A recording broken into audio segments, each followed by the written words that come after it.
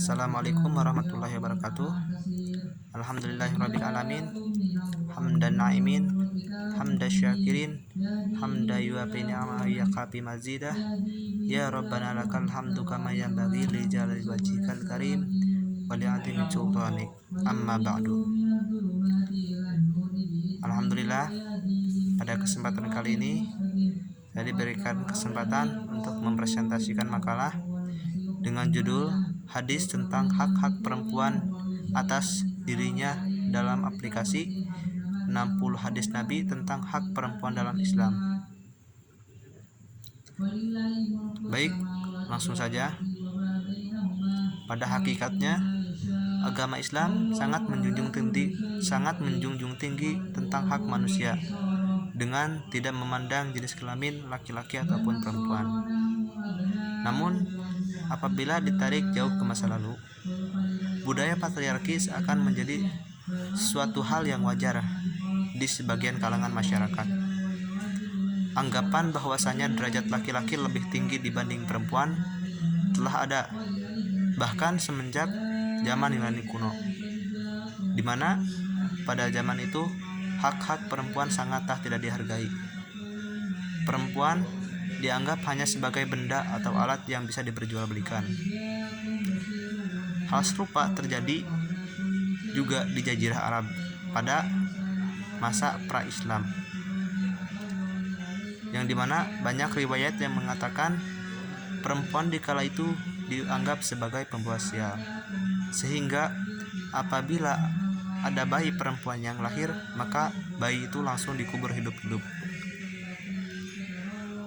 Kemudian setelah itu datanglah agama Islam dengan tujuan untuk memperbaiki kebobrokan moral yang terjadi. Seiring perkembangannya dakwah Islam, hak-hak perempuan semakin dijunjung tinggi dan perempuan mulai memiliki kedudukan dalam realiti sosial. Walaupun demikian, budaya patriarki seakan masih melekat di beberapa kalangan, dan tidak jarang mereka menggunakan dalil-dalil agama untuk berargumen. Dengan adanya himpunan hadis Nabi tentang hak-hak perempuan dalam Islam, secara tidak langsung kita diberitahu bahwa tidak semua hal perempuan harus menuruti apa yang dikatakan laki-laki. Dengan kata lain, perempuan memiliki hak-haknya sendiri. Setidaknya di sini saya mengambil 2 contoh hadis tentang hak perempuan. Yang pertama memiliki judul perempuan berhak atas pernikahan dirinya sendiri. Kemudian suami dan istri berhak memutuskan kontrak pernikahan. Langsung saja kepada hadis yang pertama, yang artinya telah menceritakan kepada kami Hanad bin Asy'ari berkata, telah menceritakan kepada kami Waqi'i dari Khamas bin Ali, Al-Hasan dari Ibnu Buraidah dari bapaknya, ia berkata, ada seorang perempuan muda datang kepada Nabi SAW dan bercerita, ayahku menikahkanku dengan anak saudaranya dengan tujuan untuk mengangkat derajatnya melaluiku. Kemudian Nabi Muhammad SAW memberikan keputusan akhir di tangan perempuan. Kemudian perempuan itu berkata, ya Rasulullah, aku rela dengan yang dilakukan ayahku, tetapi aku ingin mengumumkan bahwa ayah-ayah tidak memiliki hak untuk urusan ini. Hadis riwayat Sunan Ibnu Majah.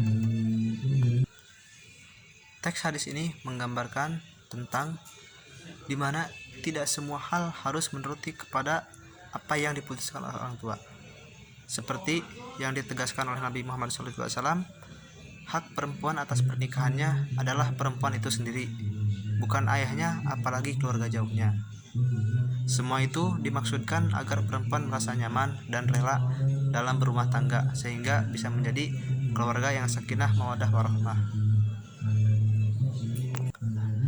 Untuk konteks sekarang ini memang jarang terjadi hal demikian, karena mengingat kebanyakan perempuan sudah berpendidikan tinggi dan bisa mencari nafkah sendiri, sehingga membuatnya tidak harus dipaksa dalam urusan pernikahan.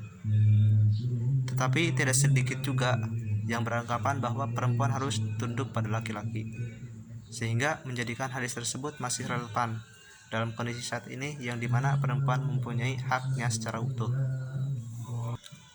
Berlanjut kepada hadis kedua dengan tema suami dan istri berhak memutuskan kontrak pernikahan, yang artinya telah menceritakan kepada kami Azhar bin Jamil, telah menceritakan kepada kami Abdul Wahab As-Saqafi, telah menceritakan kepada kami Khalid dari Ikrimah dari Ibnu Abbas meriwayatkan bahwa istri Sabit bin Qais datang mengunjungi Rasulullah SAW.